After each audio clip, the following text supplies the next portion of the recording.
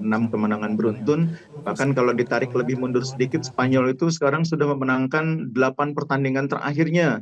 Semua dimenangkan oleh Spanyol. Artinya tim ini sedang dalam fase yang sangat baik, performa mereka sedang sangat konsisten, dan itu adalah modal yang sangat baik untuk menghadapi pertandingan final ya.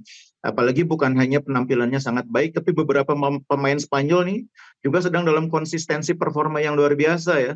Lamine Yamal meskipun usianya baru 17 tahun ini sudah mencetak 1 gol 3 assist. Belum lagi Fabian Ruiz, belum lagi Dani Olmo. Dani Olmo ini bahkan sering disebut sebagai bintang yang tidak terlalu banyak mendapat perhatian publik di Piala Eropa, yang performanya sebetulnya lebih bagus dibanding Lamine Yamal. Itu tadi, jadi pemain-pemain Spanyol juga sedang luar biasa. Cuma persoalannya begini, pemain-pemain Spanyol sebagian besar masih sangat muda ya. Ini bahkan mungkin menjadi final pertama bagi mereka. Sementara Inggris adalah tim yang sebelumnya di Piala Eropa sebelumnya juga mencapai final, meskipun saat itu harus mengakui keunggulan Italia melalui drama penalti. Nah ini saya pikir yang menjadi modal Inggris yang tidak boleh diabaikan juga adalah bahwa mereka tim yang punya pengalaman main di final dan pernah punya pengalaman kalah. Jadi pernah punya pengalaman kalah itu dalam pertandingan final kadang-kadang penting karena secara mental akan membuat mereka lebih kuat. Ya di Piala Eropa kali ini Inggris memang mungkin performanya tidak sebaik Spanyol ya. Mereka 6 kali pertandingan hanya 3 kali menang yang langsung ya di luar adu penalti. Tapi yang 3 pertandingan lainnya mereka tidak kalah juga. Artinya Inggris belum pernah kalah juga di Piala Eropa kali ini sama seperti Spanyol. Dan bahwa pertandingan final itu membutuhkan kemenangan, iya. Tapi pertandingan final itu juga Anda perlu tidak kalah gitu loh.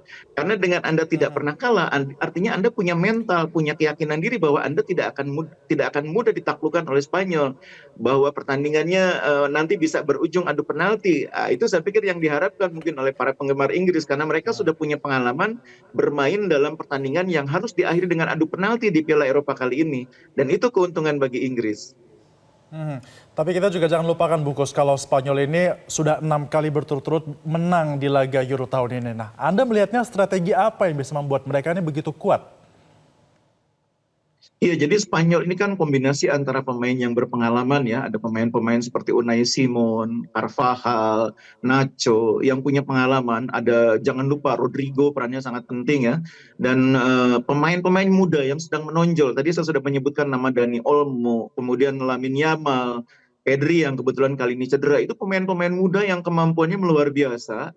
Dan sebagian mungkin penonton Indonesia sempat melihatnya di Piala Dunia U17 gitu ya.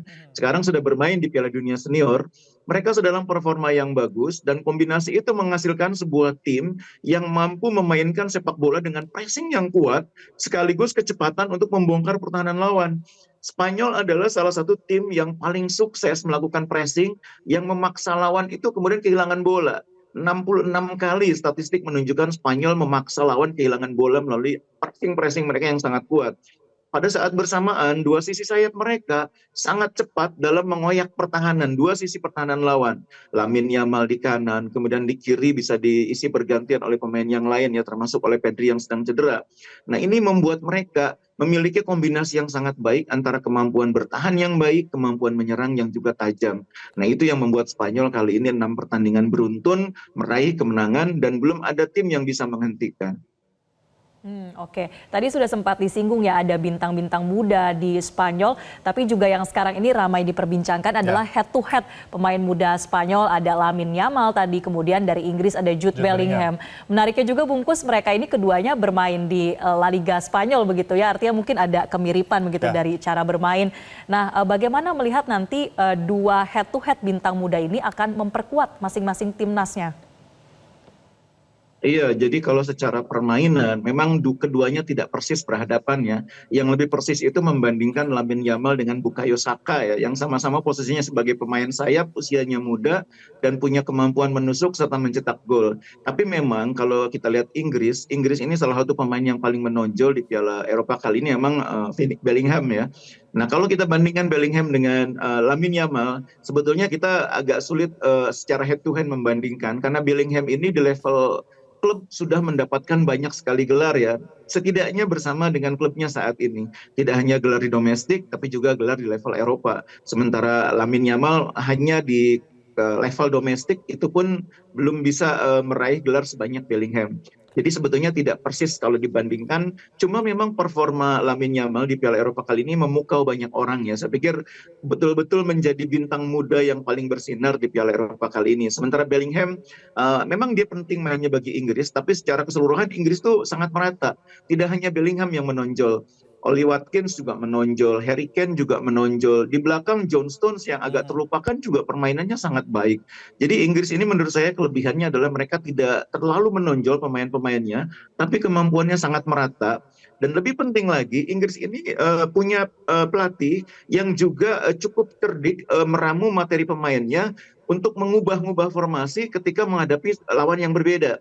Selama fase penyisihan grup, Inggris itu bermain dengan formasi yang konsisten, 4-3-3. Tapi ketika di fase gugur terakhir menghadapi Belanda, mereka mengubah formasinya dengan memainkan formasi 3-4-3 atau 3-4-2-1. Ini juga pendekatan yang sangat baik karena Inggris sadar setiap lawan yang dihadapi itu berbeda cara mainnya. Karena itu cara menghadapinya juga berbeda. Dan Inggris punya materi pemain yang bisa dipilih, yang bisa dirotasi, disesuaikan dengan formasi lawan. Dan terbukti sukses. Ya, jadi kalau untuk melawan Spanyol ini, Inggris akan berubah formasi tidak menurut Anda nanti? Kemungkinan besar saya pikir Inggris akan mempertahankan formasi terakhir melawan Belanda ya. Mereka akan bermain dengan 3 back di belakang karena Spanyol kan bermain dengan 2 pemain sayap. Perlu ada back-back yang mensupport fullback, wingback mereka. Jadi Inggris ini bermain dengan 2 fullback di kiri kanan yang sekarang menjadi wingback ya. Nah di belakangnya akan ada 1 center back yang akan mengcover. Ada center back yang mainnya cenderung ke kiri, ada center back yang mainnya cenderung ke kanan, dan ada satu back tengah yang bermain sebagai pengcover atau pelapis kalau terjadi kebocoran di antara 2 sisi tersebut. Nah itu cara main yang lebih aman yang akan membuat Inggris menghadapi kecepatan pemain-pemain Spanyol lebih siap. Karena back-back Inggris juga punya kecepatan yang bagus ya. Kyle Walker kalau dia main di posisi wingback kanan itu salah satu pemain yang tercepat di lapangan. Meskipun dia belakangan sering juga dimainkan sebagai center back ya.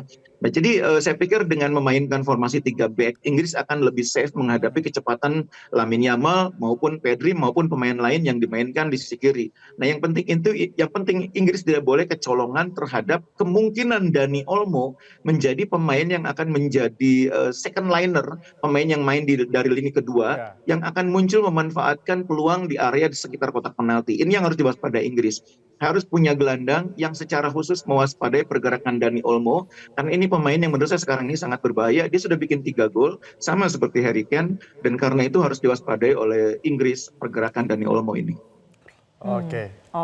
Nah, Bungkus, kalau kita berbicara soal regenerasi pemain dalam sepak bola ya, apalagi sepak bola Eropa begitu, mungkin ada isu soal regenerasi di beberapa negara yang kemudian dijagokan tapi tidak masuk final, seperti katakanlah Italia begitu.